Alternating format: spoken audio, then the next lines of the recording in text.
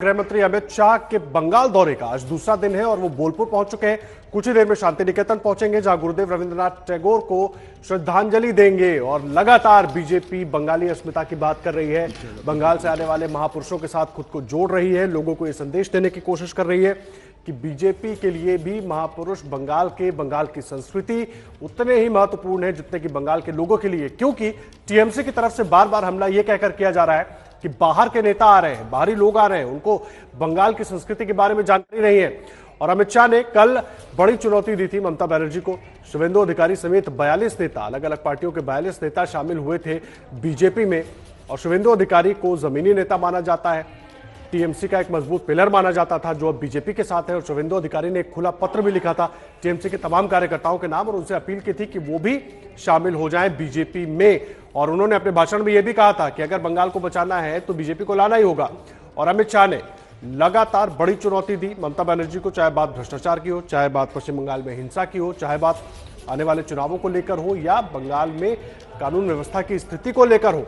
उन्होंने सीधा हमला किया था कल ममता बनर्जी के ऊपर। और अब आज अमित शाह बोलपुर पहुंच चुके हैं, शांति निकेतन के लिए रवाना हो चुके हैं हेलीपैड से। किसी भी वक्त वो पहुंचेंगे शांति निकेतन और उसके बाद बाउल परिवार के संग भोजन करेंगे। आपको बता दें, बाउल लोकगीत का आनंद लेंगे, उसके बाद बाउल परिवार के संग भोजन करेंगे और 2 बजे से अमित शाह का रोड शो शुरू होगा और उस रोड शो में हिस्सा लेंगे। उसके बाद शाम को वो प्रेस कॉन्फ्रेंस भी करेंगे। नीरज पांडे हमारे सहयोगी लगातार जुड़े हुए हैं, इस दौरे पर नजर बनाकर रखे हुए हैं नीरज पांडे। नीरज, मुझे एक बात बताइए, सबसे पहले तो अमित शाह कितनी देर में पहुंचेंगे शांति निकेतन या पहुंच चुके हैं, क्या मिल रही है जानकारी? जी बिल्कुल आदर्श, मैं आपको बता दूं कि ऑलरेडी शांति निकेतन पहुंच चुके हैं। यही मेरे पीछे जो विश्व भारती विश्वविद्यालय है उसके वहां अंदर ही कैंपस में हेलीपैड था, वहां उतर चुके हैं। और उसके बाद वो इस समय जो मेरी जानकारी है रविंद्र भवन के अंदर है, चूंकि मीडिया को अंदर जाने की इजाजत नहीं है। इस समय गृह मंत्री अमित शाह रविंद्र भवन में हैं। वहां पे रविंद्र भवन में रविंद्रनाथ टैगोर की जो चेयर है उस पर पुष्पांजलि अर्पित करेंगे। और थोड़ी देर बाद जो जहां पे रविंद्रनाथ टैगोर रहा करते थे, जिस कॉटेज में रहा करते थे, उनकी जो स्मृतियां हैं, उनके जो सामान जो यूज करते थे वो वहां पे सृजित किए गए हैं, संग्रहित किए गए हैं, उनको सबको देखेंगे। पूरा वहां पे रविंद्रनाथ टैगोर कैसे जीवन यापन करते थे, कैसे रहा करते थे, विश्वविद्यालय की स्थापना करते समय कैसे उन्होंने क्या क्या समय बिताया, उन सारी स्मृतियों को वो देखेंगे। और उसके बाद यहाँ से सीधे निकलेंगे और बांग्लादेश भवन जाएंगे, जहाँ पे विश्वविद्यालय के ही जो छात्र तमाम हैं उनको संबोधित करेंगे, उनसे सीधे संवाद करेंगे और उसके बाद वहां से बाउल परिवार के पास पहुंचेंगे। जी नीरज, आप रहे हमारे साथ। तस्वीरें इस वक्त अपने दर्शकों को हम दिखा रहे हैं शांति निकेतन से। रविंद्र भवन जिसका जिक्र नीरज कर रहे थे, वो तस्वीरें हम दिखा रहे हैं। वो बेड जिसका इस्तेमाल, वो बिस्तर जिसका इस्तेमाल रविंद्रनाथ टैगोर किया करते थे, उस पर वो उन्होंने फूल अर्पित किए हैं। इसके अलावा उनका कमरा, जिस कॉटेज में वो रहा करते थे, जिस तरह से नीरज बता रहे थे, पूरी जानकारी दे रहे थे, जिस कॉटेज में गुरुदेव रविंद्रनाथ टैगोर रहा करते थे और जो उनके इस्तेमाल का सामान था, उन तमाम चीज़ों को वो देख रहे हैं, उनके बारे में जानकारी ले रहे हैं। और उसके बाद बांग्लादेश भवन के लिए रवाना होंगे। बांग्लादेश भवन जाएंगे, जहां पर वो छात्रों को संबोधित करेंगे, विश्व भारती विश्वविद्यालय के तमाम छात्रों को वो संबोधित करेंगे। और तमाम नेता बीजेपी के उनके साथ मौजूद हैं। तस्वीरों में आप कैलाश विजयवर्गीय को भी देख सकते हैं, दिलीप घोष मौजूद हैं और दूसरे अन्य नेता भी उनके साथ मौजूद हैं। और लगातार बीजेपी की कोशिश यही है कि बंगाली अस्मिता से खुद को जोड़कर रखा जाए। चुनाव बहुत दूर नहीं है और इसलिए बीजेपी लगातार इन कोशिशों को और तेज करती हुई नजर आ रही है। और अमित शाह जैसे ही कल परसों रात को बंगाल पहुंचे हैं, उसके बाद से टीएमसी से टूटने वाले नेताओं की झड़ी लग गई। इसके अलावा कल जब उन्होंने जनसभा की, उस वक्त 42 अलग अलग नेताओं को पार्टी में शामिल करवाया, जिसमें टीएमसी के 6 विधायक भी शामिल थे।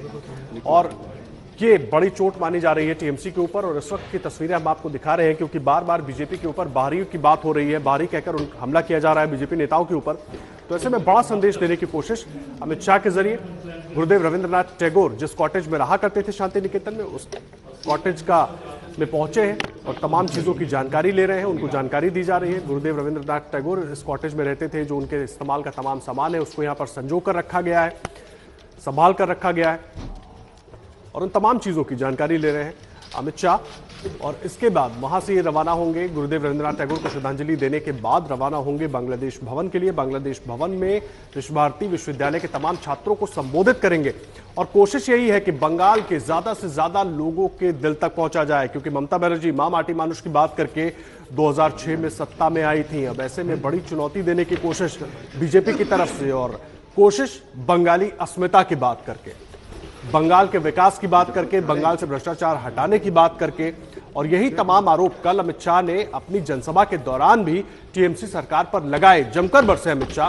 हालांकि बाद में टीएमसी ने भी बीजेपी पर तमाम आरोप लगाए, लेकिन अमित शाह की तरफ से बार बार ये सवाल उठाए जाते रहे। और एबीपी न्यूज से बात करते हुए अमित शाह पूरे आश्वस्त नजर आ रहे थे, और तमाम कारणों को गिनाते हुए उनका दावा एकमात्र ही था कि 294 सीटों वाले राज्य में 200 सीटें जीतने का दावा गृह मंत्री अमित शाह बार बार कर रहे हैं। और आज अमित शाह जिस जगह पर मौजूद हैं, अगर वहां की बात करें, हम बोलपुर की बात करें, बीरभूम की, तो उसको इस तरीके से देखिए, बीरभूम से जितनी सीटें हैं लोकसभा की, उनका प्रभाव करीब 122 सीटों पर होता है। नीरज पांडे हमारे साथ जुड़े हुए। नीरज, तस्वीरें हम लगातार देख रहे हैं। गुरुदेव रविंद्रनाथ टैगोर का जो कॉटेज है, जो उनका तमाम इस्तेमाल का सामान है, जिसको संजो कर रखा गया है, वो सबकी जानकारी ले रहे हैं, श्रद्धांजलि अर्पित कर रहे हैं और कनेक्ट करने की कोशिश एक तरीके से। देखिए, बिल्कुल जाहिर सी बात है, पश्चिम बंगाल में आप हैं, पश्चिम बंगाल में आप आए हैं तो उनकी पश्चिम बंगाल के जो ट्रेडिशनल चीज़ें हैं आपको उनको कनेक्ट करना ही होगा। रविन्द्रनाथ टैगोर हो, विवेकानंद जी, ये सब पश्चिम बंगाल की पहचान है। और हमेशा प्रधानमंत्री नरेंद्र मोदी जब भी पश्चिम बंगाल की बात करते रहे हैं, वो हमेशा वो जिक्र भी करते रहे हैं कि पश्चिम बंगाल में विवेकानंद जी, रविन्द्रनाथ टैगोर, राजा राम मोहन राय और बहुत सारे ऐसे जो महान विभूतियाँ रही हैं, जो पश्चिम बंगाल जिनकी वजह से पश्चिम बंगाल जाना जाता है। लेकिन साथ ही भारतीय जनता पार्टी के सभी शीर्ष नेतृत्व के जो नेता हैं, वो इस बात के लिए आरोप ही लगाते रहे हैं और इस बात के लिए सरकार को घेरते भी रहे हैं कि जिस राज्य में इतनी महान विभूतियां रही हों, जिन्होंने पूरे देश को, पूरे विश्व को एक दिशा दी हो, एक सामाजिक चेतना दी हो, उस राज्य में इतना वायलेंस कैसे हो सकता है, मारकाट कैसे हो सकती है, राजनीति के लिए लोकतंत्र में जगह कैसे नहीं हो सकती। विपक्ष का कोई अगर पॉलिटिकल पार्टी वो राजनीति करना चाह रही है तो उसको रोका कैसे जा सकता है। लोकतांत्रिक व्यवस्था में इन सब चीज़ों के लिए कोई जगह नहीं। तो इसी बात की दरअसल लड़ाई है पश्चिम बंगाल में। पश्चिम बंगाल में जो अभी राजनीतिक प्रतिद्वंदिता चल रही है, वो इसी बात की चल रही है कि जिस राज्य में एक लंबा इतिहास रहा हो लोकतांत्रिक व्यवस्था का, वाद विवाद का, एक बातचीत करने के का और मुद्दों पर बहस करने का, पूरे देश को दिशा देने का, उस राज्य में पॉलिटिकल एक्टिविटी करने के लिए अगर इजाजत ना हो तो जाहिर सी बात है कहीं ना कहीं एक सोचनीय विषय है। और यही कारण है कि जब गृह मंत्री अमित शाह यहाँ आए तो सबसे पहले आपने देखा कल विवेकानंद जी की स्मृति स्थल पर गए, उन्होंने वहाँ पर दर्शन किया, उनको पुष्पांजलि अर्पित की और उसके बाद वो मेदिनीपुर पहुंचे और मेदिनीपुर में भी उन्होंने खुदीराम बोस की मूर्ति पर माल्यार्पण किया और वहां के बाद वो सिद्धेश्वरी मंदिर गए। तो ये दरअसल ये बताता है कि मैं गुजरात का हूं, मैं देश का गृह मंत्री हूं, लेकिन ये जो बंगाल की अपनी धरोहरें हैं, कम से कम इनका सम्मान किया जाना चाहिए, इनको संजोना चाहिए। और कल जब इंटरव्यू दे रहे थे जब एबीपी न्यूज को अमित शाह, तो उन्होंने साफ तौर पर इसका जवाब भी दिया है। आदर्श, उन्होंने साफ कहा कि बंगाल का जो मुख्यमंत्री होगा वो बंगाल की माटी से होगा, बंगाल में जो चुनाव लड़ेगा वो बंगाल का ही होगा, कोई बाहर का चुनाव लड़ने नहीं आएगा, वो बंगाल का ही आदमी चुनाव लड़ेगा, बंगाल का जो मुख्यमंत्री बनेगा वो बंगाल का ही आदमी होगा। तो ये बाहर और अंदर की कौन सी बात है। दूसरी एक बहुत इंपॉर्टेंट बात, और ये करनी भी चाहिए, हमें लगता है इसे सबको समझना चाहिए, जब भारत देश एक है तो राज्यों में बांट के हमें क्यों देखा जाए। हम तो भारतीय हैं। सबसे पहली चीज तो एक व्यक्ति, भारतीय जनता पार्टी भी ये बात कहती है बार बार कि हर व्यक्ति भारतीय है और भारतीय होने के नाते संवैधानिक हक है कि वो कहीं से भी कहीं जा सकता है, कहीं आ सकता है। तो ये जो बाहरी और भीतरी वाली जो परिपाटी है, कहीं ना कहीं भारतीय टीएमसी इस बात को उठा जरूर रही है, लेकिन भारतीय जनता पार्टी लगातार इसकी काट के लिए कोई ना कोई बातें रखती है। और ये जो यहाँ आज आप देख रहे हैं शांति निकेतन में, विश्व भारती विश्वविद्यालय में चाहे आना हो, चाहे जी नीरज, लगता है नीरज का संपर्क हमसे टूट गया है। नीरज के पास फिर से चलेंगे, लेकिन तस्वीरें इस वक्त हम आपको, जी नीरज मुझे एक बात बताइए, लगातार पूरी जानकारी आप दे रहे हैं, तस्वीरें भी हम अपने दर्शकों को दिखा रहे हैं, किस तरह कोशिश गृह मंत्री अमित शाह की है कि बीजेपी और बंगाल के लोगों को जोड़ा जाए, उनके दिल तक बीजेपी को पहुंचाया जाए, और इसके लिए बंगाली अस्मिता से जुड़ी जो तमाम चीजें हैं उन सब चीजों का ध्यान बखूबी रखा जा रहा है। लेकिन सवाल यह है कि टीएमसी की परेशानी है क्या? टीएमसी भी तो आइडियोलॉजी की बात करके 2006 में कांग्रेस से अलग हुई थी, उसके बाद टीएमसी बनाई थी ममता बनर्जी ने। लेकिन अब सवाल यह है कि ऐसी स्थिति में जो हम अब देख रहे हैं, जिस तरह के आरोप प्रत्यारोप देख रहे हैं, उनके मतलब क्या है? मैं आऊंगा नीरज आपके पास। इस वक्त हमारे साथ हमारे वरिष्ठ के दिव्यांग भी जुड़ गए। बहुत स्वागत है आपका दिव्यांग। मुझे एक बात बताइए, तस्वीरें हम दिखा रहे हैं अपने दर्शकों को, और खास करके जिस बंगाली अस्मिता की बात बार बार बीजेपी कर रही है और जो परेशानी टीएमसी की दिखाई दे रही है, कैसे इसके राजनीतिक मायने देख रहे हैं आप? देखिए, एक तरीके से चुनाव की शुरुआत हो गई है, पर अगर आप देखें जिस तरीके से गृह मंत्री जी जो बार बार अपने इंटरव्यू में, और आज से नहीं पहले भी कह चुके हैं, मुझे भी इंटरव्यू में कहा कुछ साल पहले कि किस तरह से बंगाल में वो 2/3 बहुमत की बात कर रहे हैं, तो उसकी बड़ी उन्होंने कोशिश कर दी है।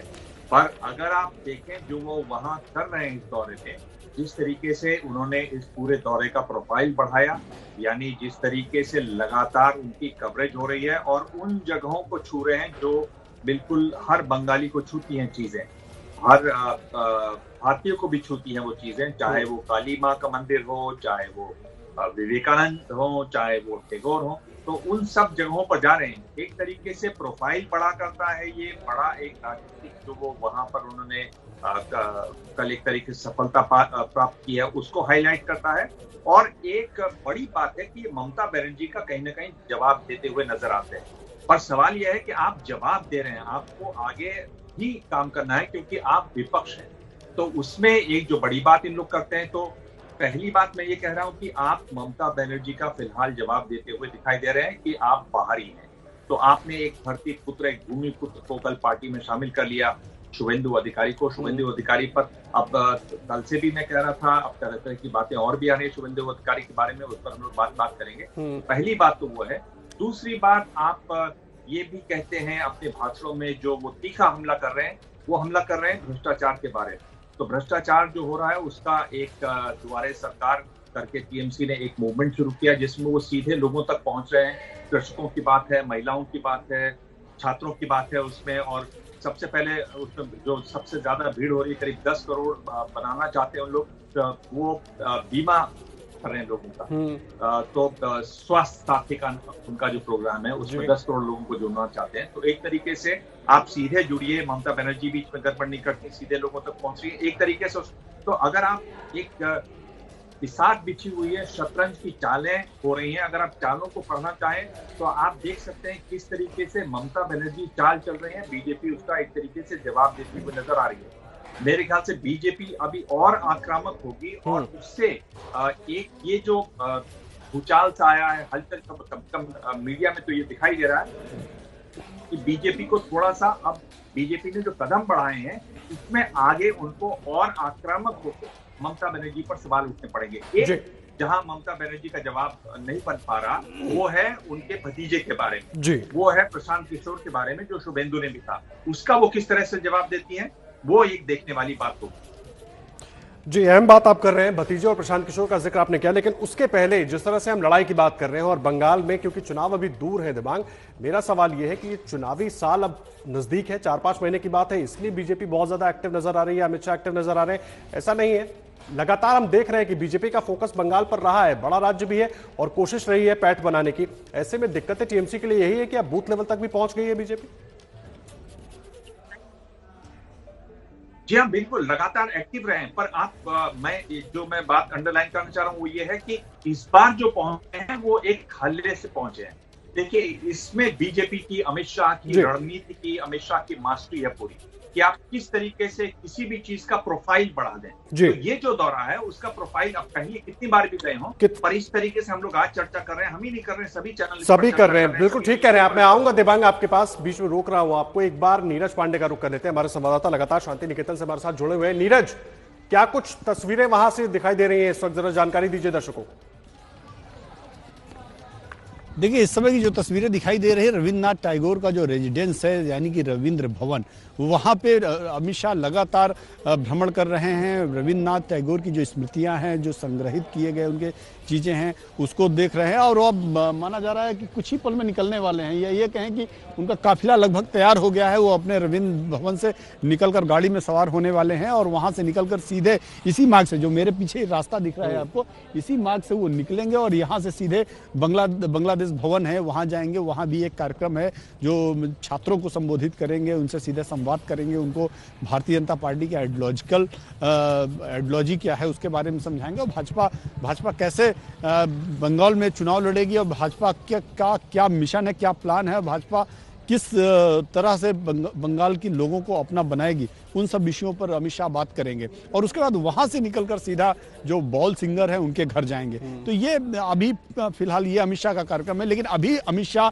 विश्वविद्यालय के अंदर ही हैं, रविन्द्रनाथ भवन में है। रविन्द्रनाथ भवन से निकलकर वो उपासना स्थल जाएंगे। उपासना स्थल ठीक मेरे पीछे, चूंकि ये पेड़ पौधे हैं यहाँ दिखाई नहीं पड़ रहा, बल्कि आप ये कहें मैं उपासना स्थल में वहां पहुंच चुके हैं। उनका उपासना स्थल में एक छोटी सी प्रेयर सभा है जहां पे वो पुष्पांजलि अर्पित करेंगे। रविन्द्रनाथ टैगोर की जो चेयर है उसको पुष्प अर्पित करेंगे। तो अभी फिलहाल उनका जो काफिला है वो उपासना स्थल पे पहुंच चुका है, जहां पे प्रार्थना होगी। रविन्द्रनाथ टैगोर की जो चेयर है उसको पुष्पांजलि अर्पित करेंगे, क्योंकि उसमें माल्यार्पण नहीं किया जा सकता, फूल माला नहीं चढ़ाया जा सकता, इसलिए वो चेयर पे पुष्प अर्पित करेंगे और पुष्प अर्पित करके उन्हें अपना प्रणाम और अपनी श्रद्धांजलि देंगे और यहाँ से फिर निकलेंगे बांग्लादेश भवन। तो फिलहाल अब अमित शाह अंदर ही हैं, उपासना स्थल पहुंचे हैं और कुछ ही पल में आपको एक सीधी तस्वीरें आपको मिलेंगी उपासना स्थल की।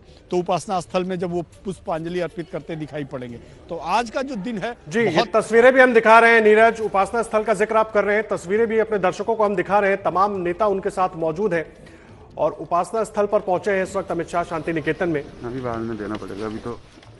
और ये तस्वीरें आप देख रहे हैं उपासना स्थल की, जहां पर गुरुदेव रविंद्रनाथ टैगोर की कुर्सी भी मौजूद है और उस पर भी वो श्रद्धांजलि अर्पित करेंगे और उनके साथ तमाम नेता मौजूद हैं। ये सीधी तस्वीरें हम आपको दिखा रहे हैं उपासना स्थल से, जहां श्रद्धांजलि अर्पित कर रहे हैं वो।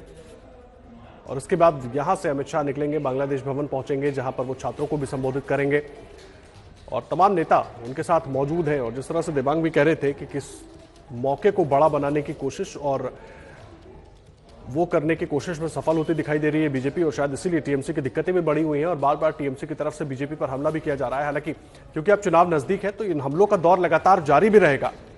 एक दूसरे पर आरोप प्रत्यारोप, एक दूसरे पर तरह तरह के आरोप लगाए जाएंगे सभी पार्टियों की तरफ से। लेकिन फिलहाल जो लड़ाई दिख रही है उसमें बीजेपी और टीएमसी सबसे ऊपर नजर आ रही है और बीजेपी खोने के लिए नहीं, जीतने के लिए आगे बढ़ रही है। कोशिश ये है कि ज्यादा से ज्यादा फायदा उठाया जाए।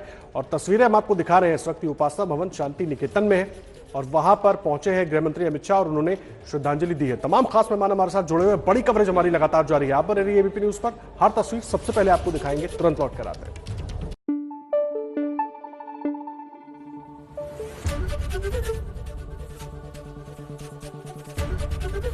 एबीपी न्यूज आपको रखे आगे।